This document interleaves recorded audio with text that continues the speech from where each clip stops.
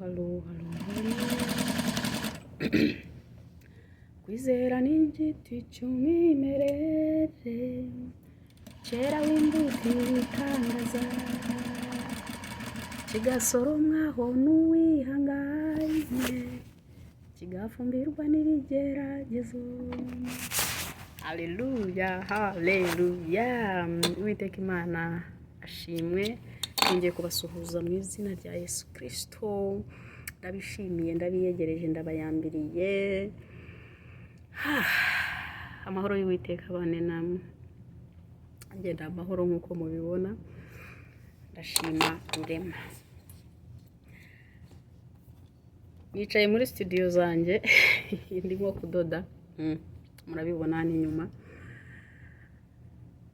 Nk'ubushize uko nababwiye ko tuzajya tuganirira hano, mfite ikindi kintu nshaka kubabwira.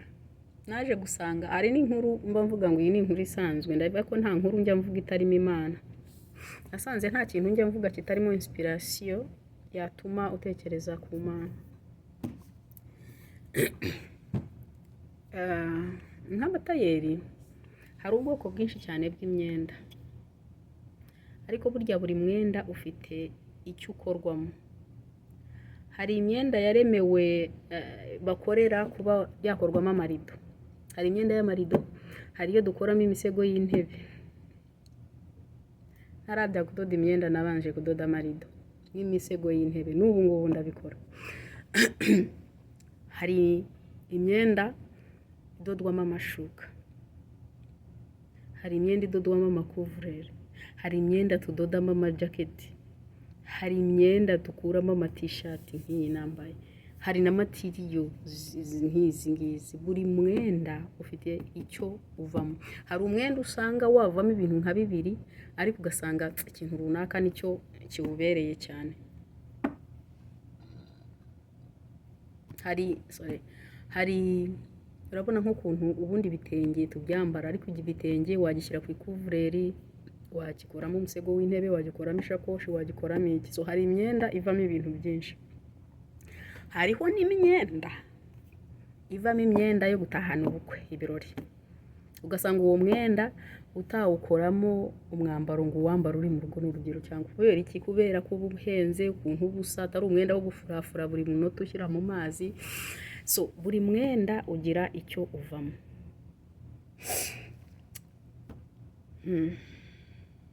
Ubwo nshatse kuvuga ko dufite variety. Buri mwenda ufite icyo wagenewe. Abantu b'Imana twese uko tungana,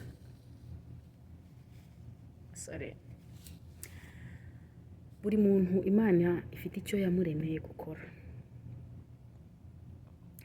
Hari ibyo duhuriyeho n'abandi. Abo yaremeye kuvuga ubutumwa barahari mu buryo runaka. Twese turabavuga butumwa pe. Wemera Imana uri umukirisitu, byonyine no kukureba umuntu akwiriye kubona Bibiliya, kuko abenshi ntibazisoma. Hari imirimo itandukanye Imana yaturemeye, kandi twese turatandukanye. Ikosa rya mbere dukora rero ni ugushaka gusa n'abandi. Tuba twatakaje umwimerere nk'uko naririmbye. Ukwizera ni igiti cy'umwimerere, cyeraho imbuto ibitangaza, ngo kigasoromwaho n'uwihanganye, ngo kigafumbirwa n'ibigeragezo. Ako karirimbo ngaheruka kera, sinzi ukuntu kanjemo. Buri muntu wese afite umwimerere wiwe, icyo nakwita uniqueness. Buri muntu Imana ifite ukuntu yamuremye. Niyo mpamvu Abanyarwanda bavuze ngo ingendo y'undi iravuna. Ingendo y'undi iravuna. So hari icyo Imana yakuremeye gukora. Ahubwo isengesho ryakabaye kuvuga ngo Mana ni hehe n'icyo wandemeye gukora, kugira ngo menye aho mpagarara, menye n'icyo nkora. Twese turatandukanye. Muri iyi si naje kubona experience cyane maze kuza muri Amerika. Hano turaza tukiga, sinzi niba hari abantu baba muri Amerika bazareba iyo video rwose, bazambwire niba mbeshye. Tuza hano tukiga, tugakora ibintu biri imbere bizana amafaranga, byihuta. Ni igihe atanga amafaranga menshi nibyo twiga. Ariko nta muntu wicara ngo atekereze avuge ati nje nkanjye icyo nkunda niki. kuko naje gusanga ni ibintu byamfashe igihe kugira ngo nzamenye, byaranduhije. Nabajije abapasiteri benshi ahantu hose nagirirwaga amahirwe, narabazaga ni gute namenye umuhamagaro wanjye, byaramvuna. aho naje kubimenyera nabimenye igihe kigiye, ariko nshima Imana ko nashoboye kuwuhagararamo ubu ngubu. Hari abo Imana yaremeye, iyi topic ni ndende nzayongeraho kuko ndabona video, ntago shaka ko video iba ndende. Hari abo Imana yaremeye kuba abacuruzi, b'umugisha wabo uri mu bucuruzi, baracuruza bakabona amafaranga bagakorera Imana. Hari abo Imana yagize abahinzi, yaremeye guhinga, barahinga bafite ukuboko kwiza kw'Imana, ukuboko kwiza kw'Imana kubabaho, bagahinga bakeza, bakagaburira imijyi n'ibihugu. Hari abo yaremewe gukora muri finance, bagomba kuba mu mabanki kabisa, bagomba kujera bakajera imitungo y'abantu, bakajera amafaranga y'abantu. Hari abaremewe kudoda, nzababwira icyanditswe nabonye kikambohora kuko byaramvune. Murazi ko cyane muri Afurika si ubu ngubu, ariko hari ibice n'ubu ngubu kuvuga ngo ndi umutayeri ari akazi gasuzuguritse, usibye no kuba passion, ababikora nk'umwuga ari ibintu bisuzuguritse. Nyamara ariho Imana yabateretse. Murazi ko muri Bibiliya hari abadodaga imyambaro. None se igihe Imana yategekaga ngo Aroni n'abahungu be, niba ari umuhungu we, babakorere amakabutura, bayakoze gute? Hari abadodaga, hari abo Imana yahaye ubwo bumenyi bwo kudesigninga, bwo kuvuga ngo ndateranya gutya nkuremo umwambaro. Iyi mihamagaro myinshi cyane abantu bahamagariwe. Hari abahamagariwe kuyobora bari muri politiki. Ntabwo ari buri muntu wese ngo ajya hariya, ugomba kubyiyumvamo nk'umuhamagaro. Hari abayoborewe, hari abatorewe, abaremewe kuririmba, niho bagomba kuba.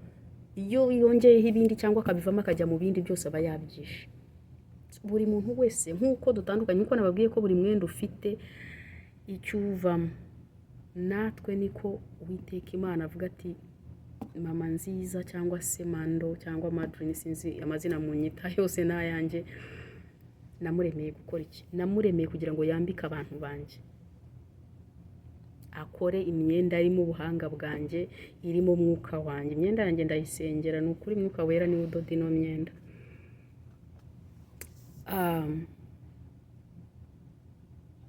Umuhamagaro wawe ni uwuhe? Ese waba uwuhagazemo? Buriya uzi ko namenye ko no kurera abana bacu, kubitaho, bano n'abana Imana yadutije kugira ngo tuyirerere, muzi ko nabyo tuzabihererwa amakamba. Naravuze turera abana b'Imana, ntabwo ari abawe. Ikimenyimenyi umaze kubabyara ugahita upfa ugataha. Abana barakura kandi bakaba abo Imana yabaremeye kubabo. Icyo nicyo kikwereka ko atari abawe. Ubwo ni ku bantu basenga ngo Mana rwose mbabarira, umpe kurama nirerera abana. Bwira Imana ngo mpa kurama nkukorere. Naho abana bo rwose, abana barakura bakabaho, bakaba ibyo bagombaga kuba. So abana si abawe. Umuhamagaro wawe ni uwuhe? Ese waba uwuhagazemo? Ese waba warawushyize ku ruhande kugira ngo ubanze ujye gukora ibizana amafaranga? Ni byiza kuba wakora ikindi kintu kizana amafaranga yihuse, ariko shakisha uburyo usesekamo umuhamagaro wawe kugira ngo ejo utazava muri iyi si ugahagarara imbere y'Imana ikakubaza ngo impano naguhaye wazikoresheje iki? Impano naguhaye wazikoresheje iki? Ugasanga nta kimwe, nta nimwe wakoresheje, kuko mu buryo ubwo aribwo bwose iyo mpano ntabwo ari iyawe, niyo gufasha abandi. Imana yo mu ijuru iguhe umugisha. Shalom.